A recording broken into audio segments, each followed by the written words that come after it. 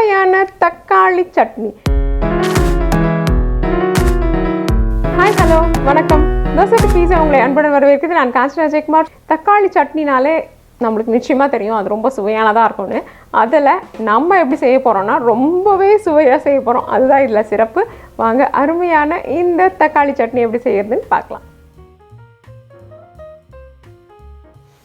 இந்த தக்காளி சட்னிக்கு ரொம்ப குறைந்த அளவான வெங்காயத்தை நம்ம சேர்த்துக்கிறோம். அந்த வெங்காயத்தை ஏன் சேர்த்துக்கிறோன்னா, தக்காளி ரொம்ப அதுக்கு ஒரு கட்டித்தன்மை கொடுக்கணும் இல்லைங்களா? அந்த கட்டித்தன்மை கொடுக்கறதுக்காக தான் இந்த வெங்காயத்தை சேர்த்துக்கிறோம்.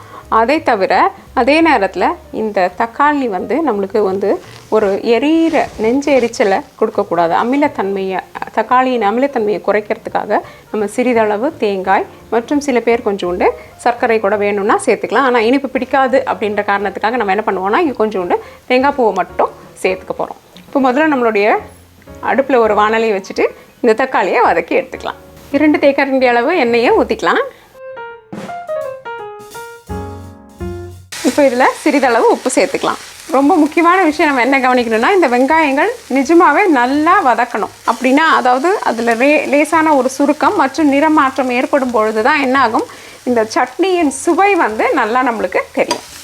இப்போ வெங்காயம் வதங்கிடுச்சு, நம்ம தக்காளியை சேர்த்துக்கலாம்.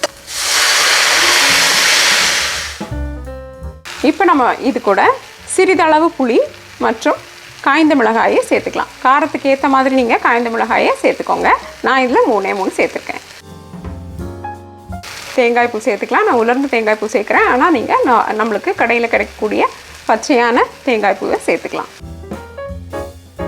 நம்மளுடைய தக்காளி மற்றும் தேங்காய் பூ எல்லாம் நல்லா வதங்கிடுச்சு. இப்போ இதை அடுப்புலேருந்து எடுத்து ஆற விட்டுடலாம்.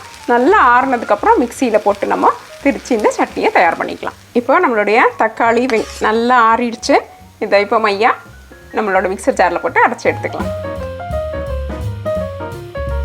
நம்மளுடைய அருமையான சட்னி தயாராகிடுச்சு.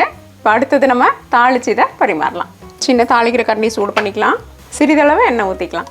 எண்ணெய் சூடானதும் கடுகு, உளுந்து மற்றும் கருவேப்பிலை இலைகளை சேர்த்துடலாம்.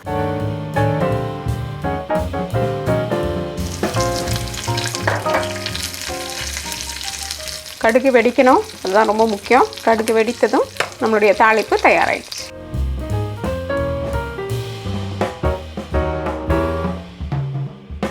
சுவையான இந்த தக்காளி சட்னியை அருமையான பதம் மற்றும் பக்குவத்தில் தயார் பண்ணி நம்ம குடும்பத்தை அசத்த போகிறோம். தோசை பீட்சா என்றென்றும் உங்கள் நாவிற்கும் வயிற்றிற்கும் நல்லதொரு சுவை. இந்த வீடியோ உங்களுக்கு பிடிச்சிருந்தா லைக் ப்ரெஸ் பண்ணுங்கள். தோசை பீட்சாக்கு மறக்காமல் சப்ஸ்கிரைப் பண்ணுங்கள். இந்த சப்ஸ்கிரிப்ஷன் முற்றிலும் இலவசம். மற்றும் உங்களுடைய பிரிண்டபிள் ரெசிபீஸ்க்கு dosa2pizza.com விஜயம் செய்யுங்கள். நன்றி, வணக்கம்.